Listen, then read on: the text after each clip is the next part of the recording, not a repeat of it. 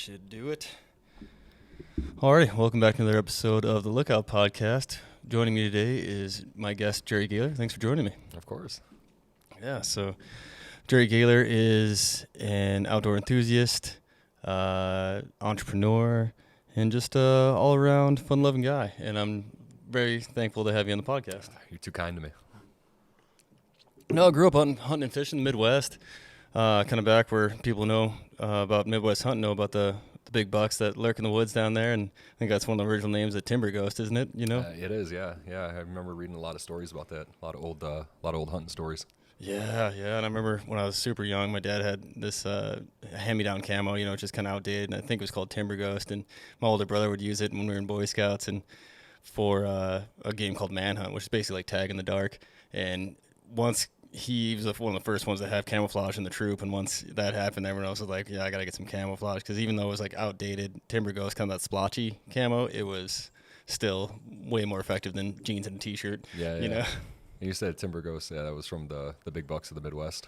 There was also, in that same thing that I was reading about that, they called them slobber knockers. Slobber knockers? Yeah, I had never heard that before, and I saw it in an old, like Outdoor Life newspaper. Oh, really? That they have up in Wisconsin. Yeah, because Wisconsin used to have the big ones, and seems like over the years though it's been coming down. Yeah, like not as many deer. I just noticed, like, traveling, from Montana back to the Midwest and Illinois, and you just don't see as many on the side of the road like we were talking about out here at my place. Like, you see deer every day. It's not weird. I mean, we've got a local pheasant now that just cruises around, and that big. What are the old boys called? Like that big snowstorm that came through and wiped out a bunch of the pheasant population in Illinois. Yeah, I noticed definitely from when I was younger, going up north, up to northern Wisconsin for camping trips, fishing, hunting. You'd see big bucks on the side of the road all over the place, especially after you got just a couple hours north. Yeah, a ton of them. But yeah, the last few years, I mean, here and there you'll see a couple, but yeah, not nearly the numbers that it used to be. Yeah, I wonder just maybe the urban sprawl kind of taking up a lot of their land. Yeah, that's kind of what I'm thinking too. It's just the population booming like it is. It's pushing them out of areas, and over the years a lot more getting hit and killed, and you're just seeing less deer now. Yeah, absolutely, man. That's one thing that keeps kind of coming up, and I think they're doing a pretty good job, like the Rocky Mountain Elk Foundation. I'm not up on my stats here, so someone listening might know, well, probably knows a lot more than I do. But yeah, same here. Yeah, so we're just weekend warrior hunting types, like absolutely trying to get there, but constant learning. Yeah, always learning. That's the big thing too. Is there's so much to learn about it, and like we were kind of talking before this, I got a good baseline, from growing up hunting and stuff I've learned from family members, but it's not nearly what I want to know, what I can know. There's so much out there. You just always learn. Absolutely, yeah, the eternal student, and like even some of the books that you were reading, like whether it be like something that was released today. I mean, it's easy today with like Meteor podcast and like the stuff Remy Warren's putting out. It's pretty awesome, and Cam Haines, like all those big names, man. I love watching it, man. I usually get a little nugget here and there, but even some of those old books, I mean, hunting, has been the same for years. Just the equipment's getting better. The tactics are still pretty similar. Yeah, a lot of those books, they're the old North American hunting books that I got, from like my dad and stuff like that. And they were kind of just passed down. But even in those books, they're talking about like bear archery. Like that was still kind of the newer thing that they were using, was those bear bows. Yeah, I forgot about that. Yeah, that, man. Was it Fred Bear? Is that Fred Bear? Yeah, Michigan. Yeah, pioneer. Ted Nugent talks about him a lot, man, and it's kind of like where I found out about it, and myself, because of fire season and just being a student forever. I didn't really bow hunt much, like archery season was just not in the cards, 'cause it usually be gone, and so now I'm trying to get into that. So I'm catching up a little bit, but got an old Matthews that my dad had and hand me down. So hopefully I'll be able to get an elk one day with it and retire it, and then move on to something a little bit more, a little newer. Yeah, and I was the same, like all throughout high school and everything, and college, like playing basketball. Just you didn't have time during hunting season to actually get out. So I didn't think I started bow hunting until I was 21, and I was using an old Bear bow. Oh, really? Yeah, that I got from my dad. And, that is super cool. Yeah, even like the little sight thing you're using on the back was just a little piece of zip tie. Oh, really? That you would have to line up. Yeah, and it was it was like crazy how accurate it was for, That's cool. for having something, kind of primitive like that. Yeah. But, then I upgraded into a diamond archery bow. Oh, nice. And liked that. It was kind of still a beginner bow. Yeah. But yeah, it did the trick. Did you have any like the fiber optic looking like sights? You know what I'm talking about? Yeah. On the Bear? The Diamond, I had it. On the Diamond? Yeah. No, the Bear, it just had like a single pin or what? Yeah. It was a single pin, and yeah, you were just supposed to kind of line up your. When I was first setting up with my dad, when I was first learning how to use it, he would tie a string to it, where the zip tie ended up being. The zip ties ended up working out better. Yeah. But he would tie a string to it, and you were just supposed to kind of line up that string with that one pin. Oh, and gotcha. Yeah, it was really rough using at first. But yeah, I imagine. You know, and when I got older, when I was younger, it was just like those little compound red bows that I bet a lot of people would have that my folks got from Gander Mountain. It's like red plastic, and it's just got a little bit of a cam, you know, and just enough resistance, you know, that a little kid can pull it back, get some power out of it, but wouldn't do any damage to anything. I had a similar one. Me and my brother and sister had a similar one with your kids. It was a black one, but a small one. Yeah, just had that little tiny cam. Yeah, just enough so a kid can pull it back, and that's what we all learned on. 2 little like brass BBs in the back to hold the knock. And the same thing. Always, I mean, they're still around. Those things are tough, you know. Yeah, I still got it in the basement of the house. You know, every few years, take it out and shoot it a little bit, and that's awesome. Keep it moving. Yeah. Yeah, that's wild. I mean, the draw on that thing's got to be like.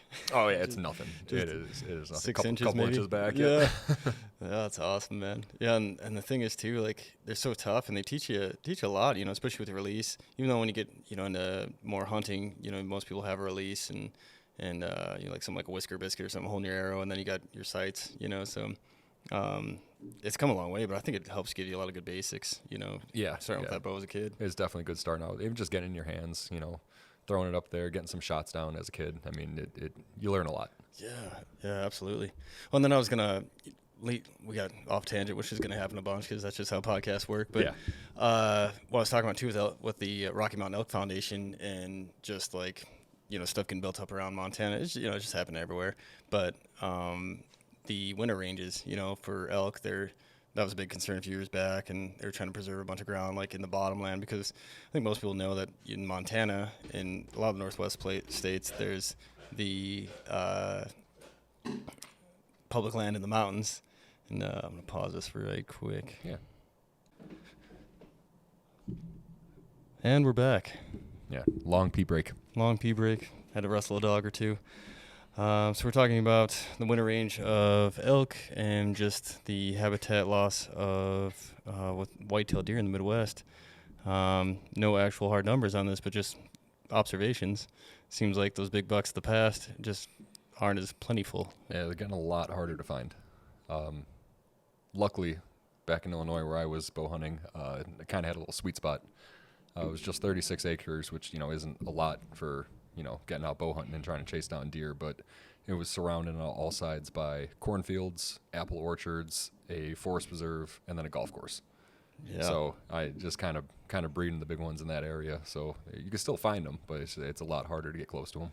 Yeah, totally. And then, you always hear about how smart those Midwest bucks can be too, and just less ground from the travel, and they're, got their habits, and man, yeah, smart. And then, but having all those food groups, like you say, I got some grass from the golf course, apples, and then corn. You always hear about corn-fed bucks being some big bucks. So yeah, it definitely helps. The golf course has a couple of ponds on it, so I mean, when I'm sitting in my tree stand, I can see over onto the golf course pretty good. Oh yeah, beautiful. You see a lot of deer moving through the golf course, but they know they're safe over there. No one's touching them. Yeah, absolutely. That's what I want to talk to you about too. Like, no one out here really bow hunts. My dad's put up a stand in his on his land before, on his low land by the creek, and same with a few buddies of mine, but nothing consistent really. I mean, once in a while I see a tower or two, like at the edge of a field, I think. But yeah, and it's a lot different, out here as it is back, in Illinois. In Illinois, there's not a lot of public lands. If you do get on public land, you kind of have to stay in the same spot, because if you try pushing through the woods or trying to stalk at all, you're running into other hunters left and right. Yeah. So it kind of sucks, because you're limited to only being able to be in a deer stand and having to. I mean, you do have to put in your research. You have to see where they're moving, and you have to get a good, lay of the land and try to set up in the right spot. But as opposed to out here, where you can, go out on public land and actually go stalking and tracking the animals and getting after it that way. Yeah, that's what I was about to say. A lot of the bread and butter out this way is spot and stalk. Spend less time hiking and more time glassing. Save your legs. And which is, pretty, it's pretty effective is what we're looking for. Jeez. Yeah, absolutely. Yeah. Brain is not working right. A little more tea in that. I feel that, yeah. But yeah, so, and then you hear like those big swamp bucks, and you probably got some of those back in the Midwest as well, huh? Yeah, used to see them all the time, especially I live across from state park. Oh, yeah. And, you'd go through there at either towards the evening or early in the morning, and you'd jump those big, nasty-looking swamp bucks out there. Yeah, and some of those legendary pictures, I mean, they're really non-typical. You have almost like a weird little hand, like paddle almost off the side of some of them. Like a kicker coming off one end, and yeah. drop tine. Yeah, real strange-looking racks, but... real dark. Their fur and everything's real dark. Oh, man. That's got to be just from, I'm assuming, being in those swamps all the time. Yeah, whatever the diet they're on there. Yeah, it's the spot that I was at, too, it's a bog. It's a natural bog. Oh, yeah. So you see them all the time, coming in and out of the swamp, like going over into the boggy areas and getting back into the tamaracks where it was thicker and they could hide a little better. Yeah. Oh, yeah. Yeah, I wonder if must be some nutrient too that I guess they got some good cover, and a lot of people aren't really wanting to hike through that boggy country. Yeah, no one really wants to work that hard to get at them. Yeah, totally, and especially, I mean, just thinking of like the gearing up for even if you had to stand out in a bog country, like you probably got to have almost like some kind of waders or at least a tall muck boot or something to get out to your stand, and then either you're sitting sweating your butt off in them, or you kick them loose and like you'd have to stand at the bottom of your tree, and you don't want that either. So. Yeah. Yeah, I mean, that's a lot of difficulty trying to get out to those ones and really be able to put one down. Yeah, absolutely. And then I know just talking to folks, I've never hunted a tree stand. Just you find a game trail typically, or at least a spot where you see a lot of rubs, and like you had a bunch of like food around your area. So just find a good spot, and probably with the wind too, see what the wind's doing. And that's where a lot of those books we were talking about earlier, those North American hunting books from back in the day, it taught me a lot about that stuff too. It lets you know what you're supposed to be looking for, and the topography that's more ideal for getting into the bigger bucks, and even just down to like their diet. I never knew how big acorns were. Like trying to find oak trees and stuff like that, and like they get the protein from those acorns. Yeah, and I can't remember if it was a Meteor episode or something like that where they're talking about the protein from the acorns, and I guess even like kind of looped this into fire actually when I was down south talking to those guys, big squirrel hunting, and they're just talking about like acorns really like gives you a good size of squirrel and like gives a little more flavor too, which is crazy conversation I expect to have, but I mean it's kind of a big thing down that way. It makes sense too. That 36 acres I was talking about where I was hunting, one side of it was kind of thick woods with a lot of oak trees, and the other side of the property had some pine trees and was more kind of like an open field. And you'd catch occasionally, a decent sized buck going through the side with the pine trees and the open field, but consistently the big ones were in the woods by the thick oaks and back in there. Yeah, man, they spook so easy too, it seems like. And oh yeah. And then for the folks who know about bow hunting here is when you pick your stand too, you gotta have shooting lanes on between you and the target, typically a buck. And then that swampy country is just all we call it jackstraw, but all just like a mess, like a weave of plants. So. And then if you go down there and disturb it too much, a big wise buck is going to see that you cut yourself a shooting lane, and then hard to keep your scent off all that too. Yeah, they're smart like that, man. Yeah. There was one that I shot at, and I had missed, but just the arrow whizzing past it and it jumping and spooking like that, it didn't come back to that area for a long time. Yeah, and man. It was like that shot was just enough to let it know, like, oh, this isn't safe. I'm not going to come back to this spot. Yeah, something weird. And then they almost have like intuition too, and it's amazing because you get sometimes the best cam in the world, and you can see it on like a lot of outdoor videos, like from the Outdoor Channel, and someone will be in a tree and they get the camera on them, and then they show the camera view of the buck, and the buck's staring up there like that wasn't there yesterday. Even though you're blending in, there's still something that just is throwing a bad signal to that buck. Yeah, and that was something my great uncle Bob used to talk about too. Was when he would go out and set his stands early in the season for where he was going to hunt, he would put like a trash bag with some stuff up there that looked like a blob sitting up in the stand, just so they get used to it during the year. And then when the season would come around, he would go and take it out. Oh. And so they're looking like, all right, like that looks a little different, but it was still like able to trick them a little bit. Yeah, that's a good call, man. Get them used to something in the tree there. And yeah. And then when you're up in the tree, they're not even thinking anything of it. Yeah, that's what you're hoping for. yeah, man, that's crazy. Like, and I I don't think a lot of people who haven't really had a lot of experience hunting, especially bow hunting, know that kind of like chess game and the patience too, because people I think who see, especially outdoor channel and stuff, there's a lot of, like just well populated areas for animal, like, and which is fine. That's totally fine. Go hunt those. It's just like public land's a little bit tougher than that, and so you don't see them as much, and so your patience, especially you spend a few nights in a tree stand or just staking out an open field, or open park, and seeing some animals, but nothing's in range. It's especially with a bow, 40. I mean, people are taking shots out a little farther, but typically, especially in timber, it's like a 40-yard range there, And, yeah. I mean, it's really cool seeing like the difference between the younger bucks and the older ones too,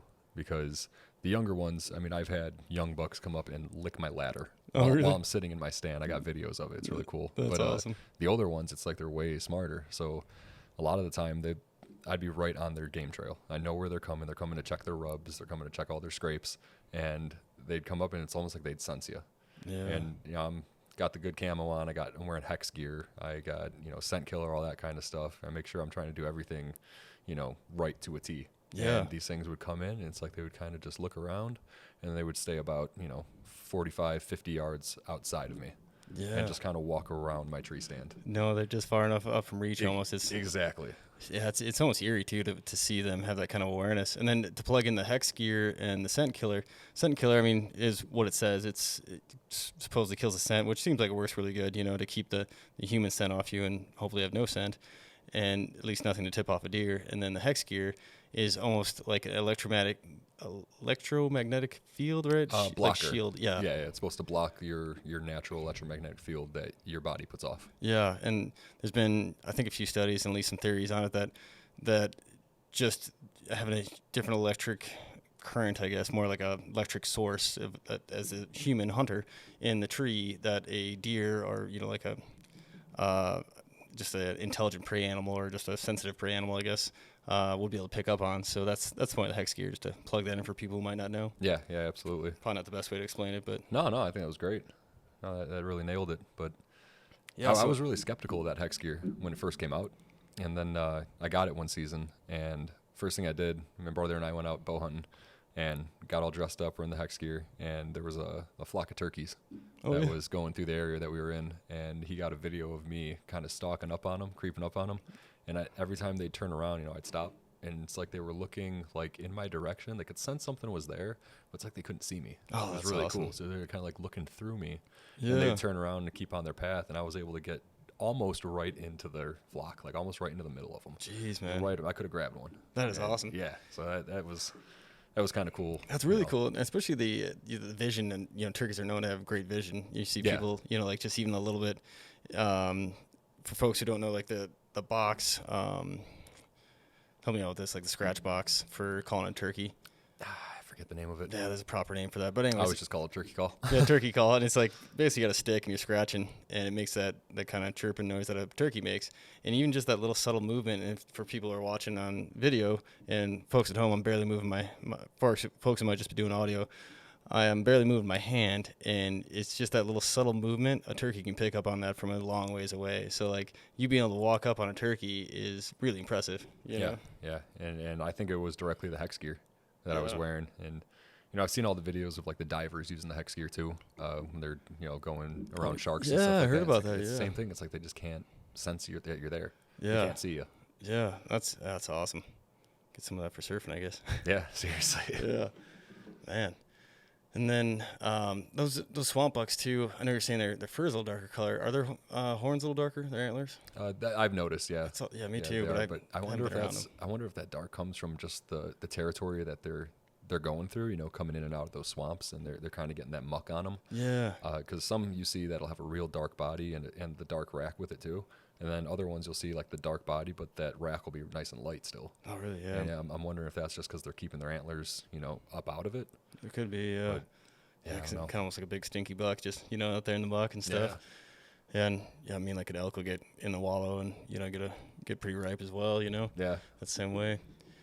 But yeah, I hope to see that. I know they're making a big effort everywhere to bring back deer populations, especially in the Midwest, and then reintroducing elk to the Midwest is super cool. And yeah, I know they're doing that up in Wisconsin. I think they started that. What was it, 1996? Oh wow! They started reintroducing them. Yeah, that's awesome. They wanted to get the herd to a certain size, and I think it's gone way above and beyond what they expected. Oh, which good. Which is really nice to see. And I've seen on like Facebook and other social medias of some of the spots up in Wisconsin that I used to go, hunting and camping and fishing, all that kind of stuff, where they never had elk before. Yeah. And now there's, bull elk fighting in the road that are going like as viral videos. It's really cool to see. Yeah, that's going to be really cool to see, man. Because you always hear the stories like way back when there's supposed to be elk roaming all over. Yeah, all over the Midwest. Yeah. That was their territory. Yeah, even when I was in southern North Carolina, kind of around Murphy, North Carolina, they had just reintroduced some elk around there because they said that.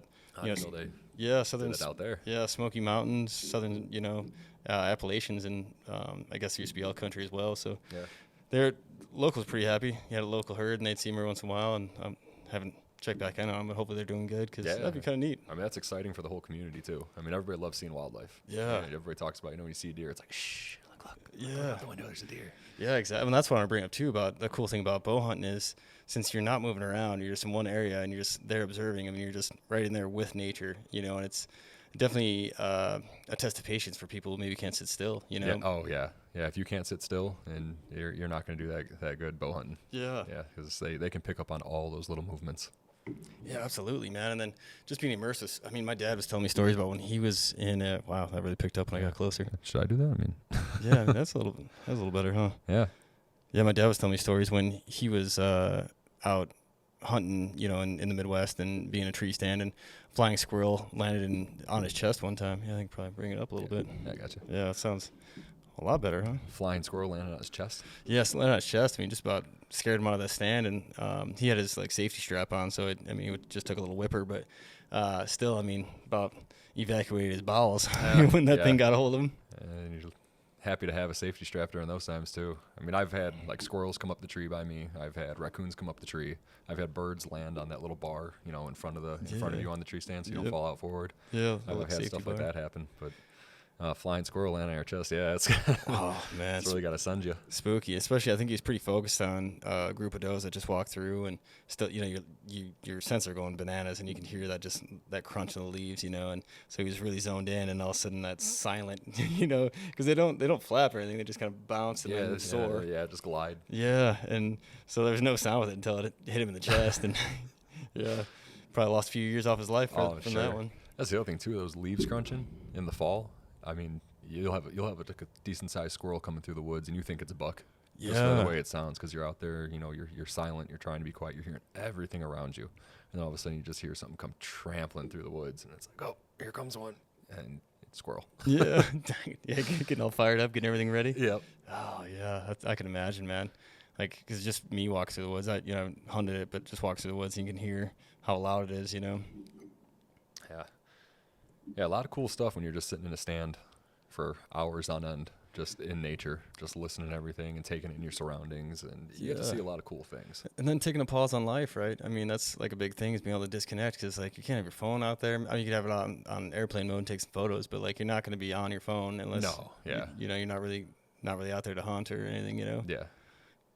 So that's a big part of it, man. I think. Just in my own opinion, just in life, there's not a lot of opportunity to just hit the pause button and just enjoy the moment, Yeah, I think a lot of people are missing out on that. Yeah. They just kind of get, sucked into the hustle and bustle of life, and they forget to take the time to slow down and really reflect on things and take in your surroundings. And and just kind of have a day for themselves. Exactly. Kind of along that self-care line, taking care of yourself, doing self-care. Yeah. Didn't come out right the first time. I had to repeat it. No, I got it. Yeah. Oh, thanks, man. I appreciate it. Said that. And then another thing I want to talk to you about was the Boundary Waters in Minnesota, right? Yeah, northern Minnesota. Northern Minnesota, beautiful. And that is that almost in Canada? How far north are we talking? I think it's pretty close to the border there. Yeah, that's what I remember, because last time I was up there, I was 13, 8th grade graduation trips.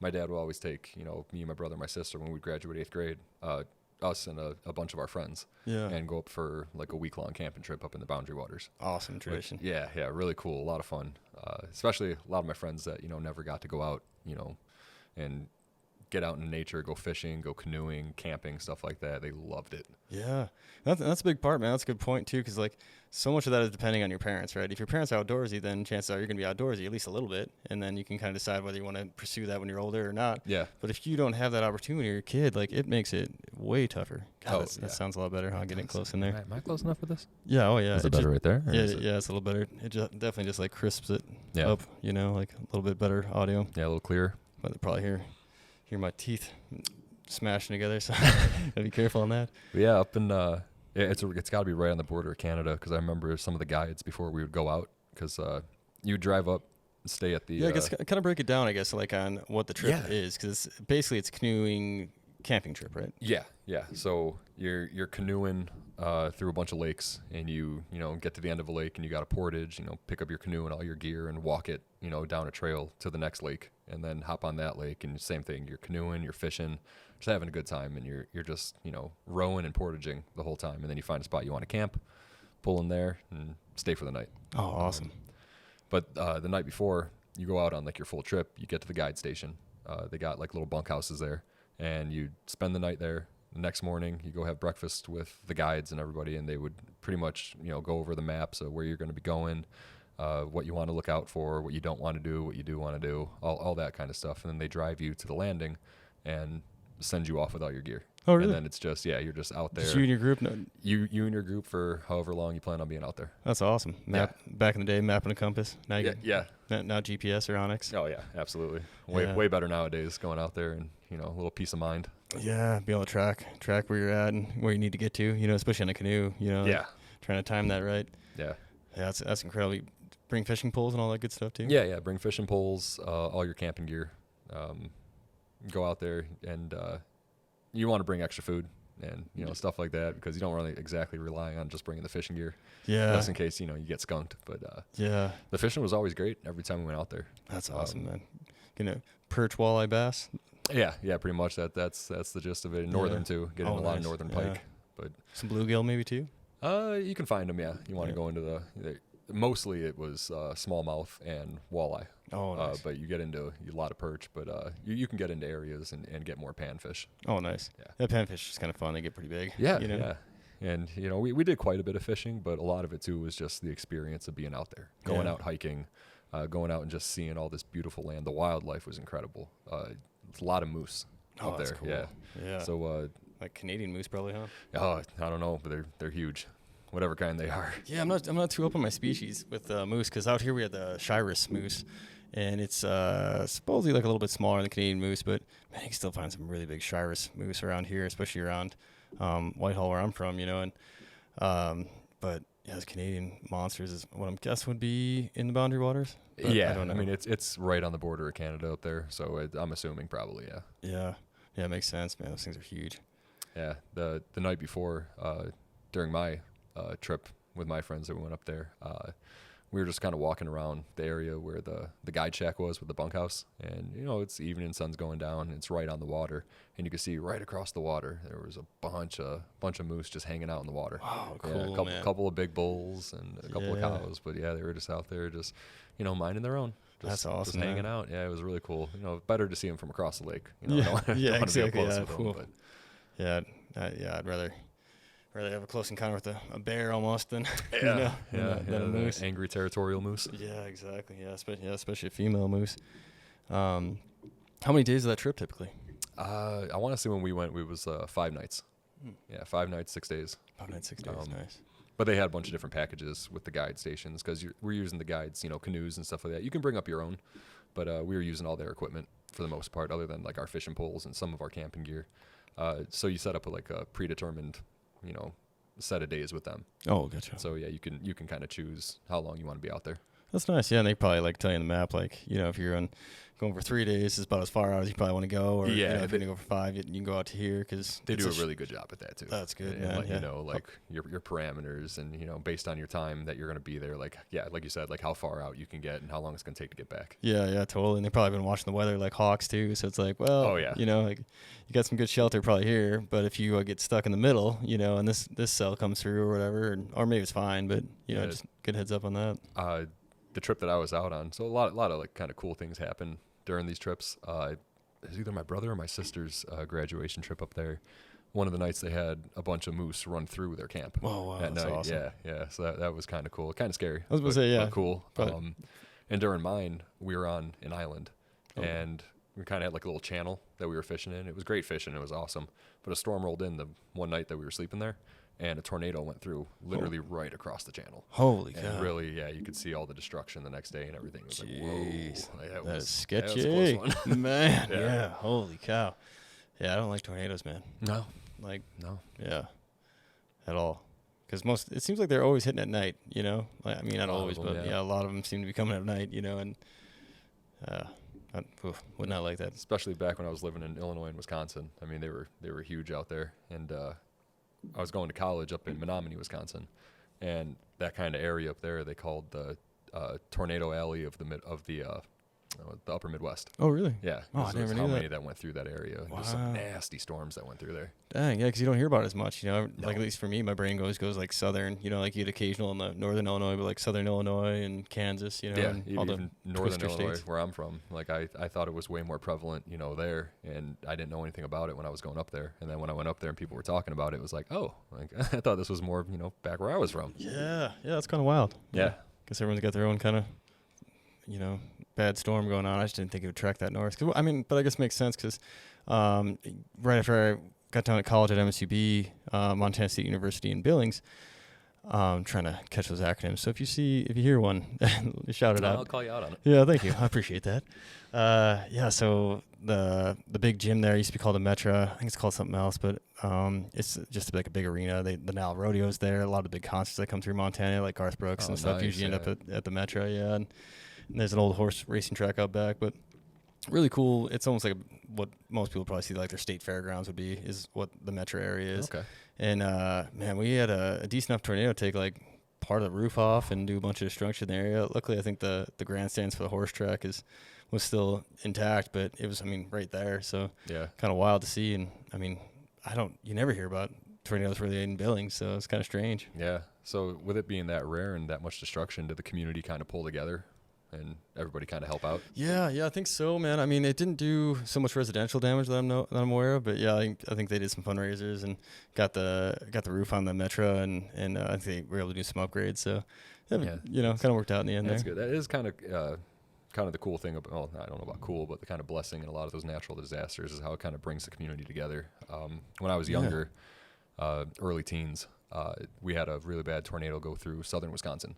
And, I mean, it destroyed a lot of houses, a lot of buildings, and the whole community, because, I mean, we were probably 25 minutes away from it. Oh, so, you know, we were coming up to help, and then you would hear people from other states that were showing up to help, and people just from all around that were just going to help the community and clean up and help rebuild. So it was really cool to see. Yeah, that's awesome, man. Yeah, the humans, man, like, you know, there's a little negative, you know, that comes in every once in a while, but if you focus on it, that's all you see. But if you look around for the positivity, man, like, it's always there. There's always people helping, you know, helpers. Helps to stay off of the social medias a lot too, especially with the stuff that's going on in the world, and getting out and just reconnecting with humans and seeing the good in everybody still. Yeah, exactly, man. And like, you know, like the old Mark Twain quote about travel, you know, it's fatal to bigotry and narrow-mindedness, because, you know, like you get mad at somebody, you know, whoever knows, like, you know, in Montana, you know, a bunch of people are moving in, people get mad about it, but it's like, did you meet these people that are moving in, and why they're here? You know, like there's a reason why they're coming here, and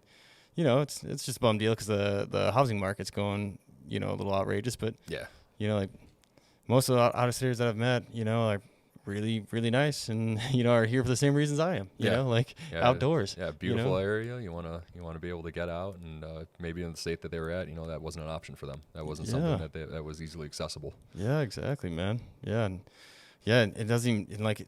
I mean, even COVID or just restrictions on public lands. We were talking like in the Midwest, it's not as easy to find those public lands and get out. Yeah, really, really difficult. Yeah, so I mean, more freedom. You know, that's what everyone's searching for, I think. You know, and find a little more compassion in your fellow human. Yeah. But I was just thinking too, just, you know, coming from Illinois to Montana, it's like, you know, back in Illinois, it's like you want to go hiking around, stuff like that. You gotta find a state park or something like that, and you got to go find, you know, you have to do research just to be able to go out and hike and see some nature. Kind of take some planning, you know. Yeah. So out here, I mean, it's abundant. Yeah. You can go just about anywhere, and you're in beautiful country. You're seeing a lot of animals, and you're just out in nature, and you can enjoy it. Yeah, absolutely. It's a great thing.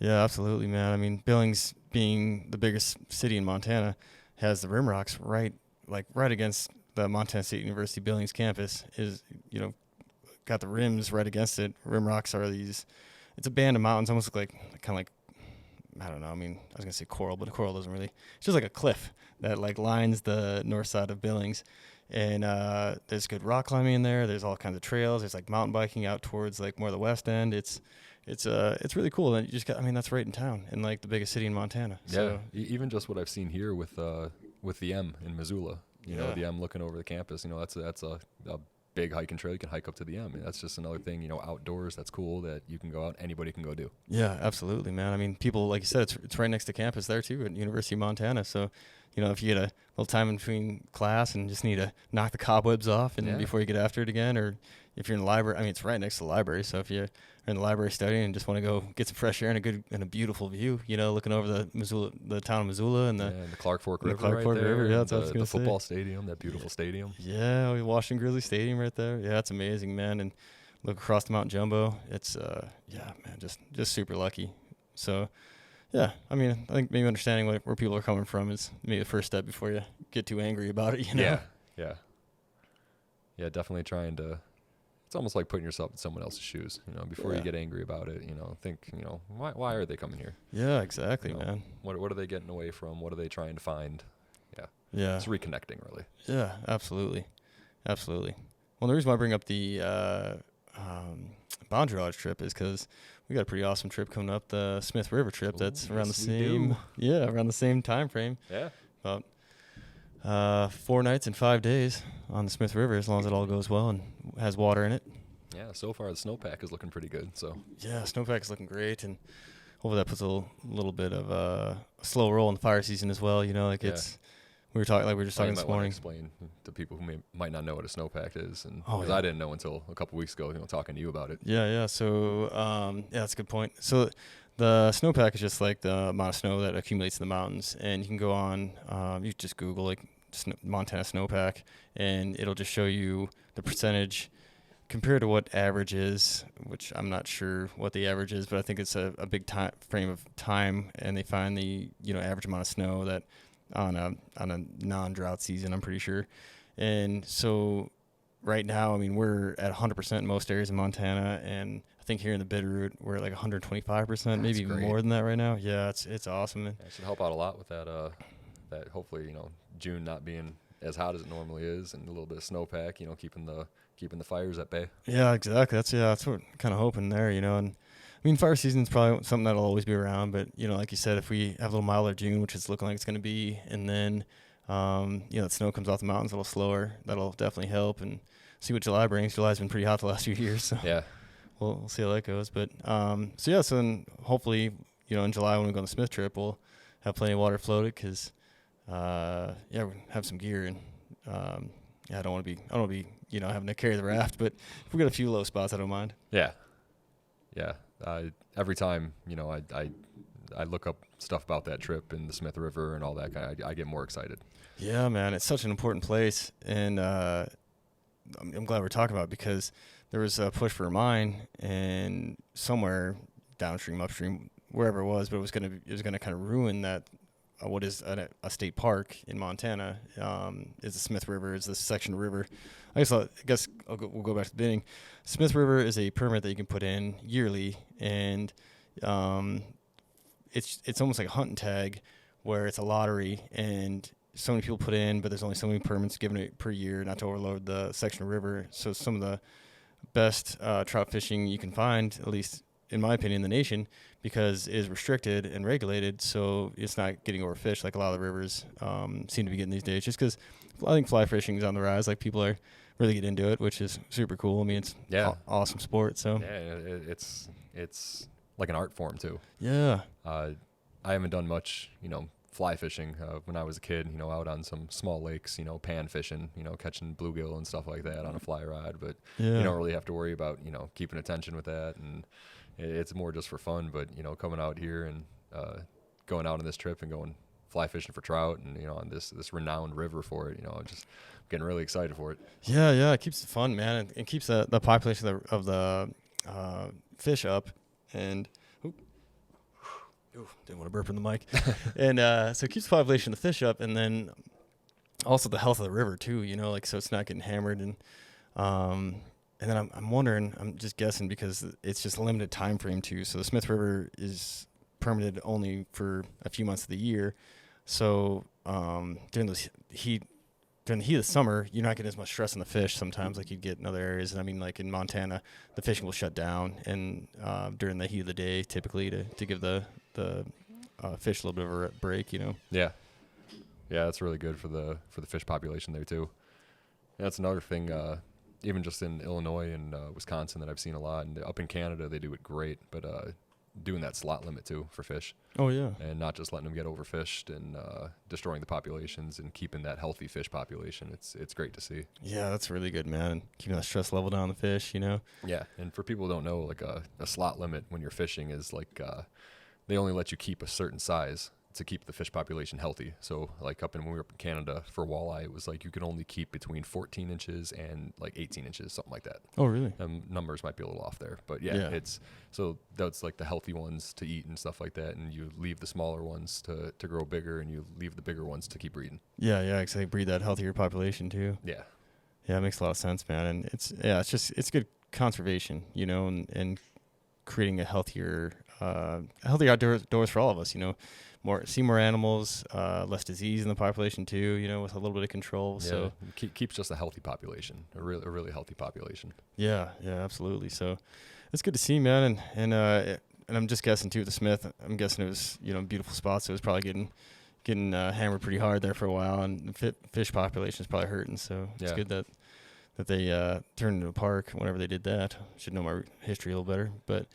So that Smith mine, that was going on, I think they might have put a stop to it, and which would be great because I'm not exactly sure what's going to happen. It was going to ruin whatever the beautiful fishing is back there. So yeah, and the last thing you want to do is ruin these beautiful lands that we have. And these public lands that you're able to go out and enjoy. Yeah, exactly, man. So hopefully that's still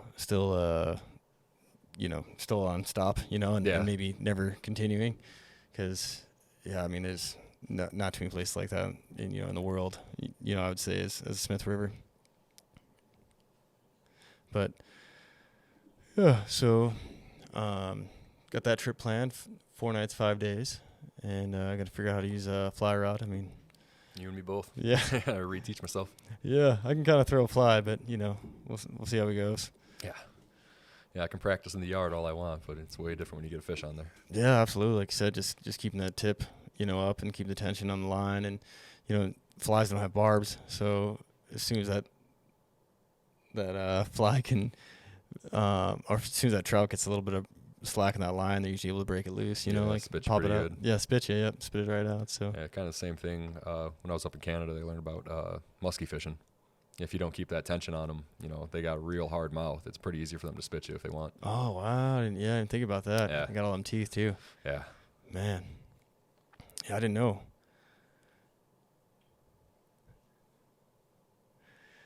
Yeah, so I was trying to think of something else outdoorsy I wanted to discuss. Tea's just not quite cutting her, and I should probably went over to coffee. Yeah. But, yeah, it's just good, man. I think hopefully stuff like the Smith River I can keep bringing up for this podcast and just get more awareness and just more people getting out there and getting after it and enjoying the outdoors. Yeah. Yeah. And do you guys have any more spots like that in Montana where it's kind of like a lottery to either go on a trip like that or something you kind of have to reserve to get out in some beautiful land? Not off the top of my head that I can think of really. There's lotteries for hunting tags, certain especially draw areas, but I can't think of anything along the lines of like fishing like that. It's so that's another thing that kind of makes it unique. Yeah, it's one of a kind in that way. Yeah, totally.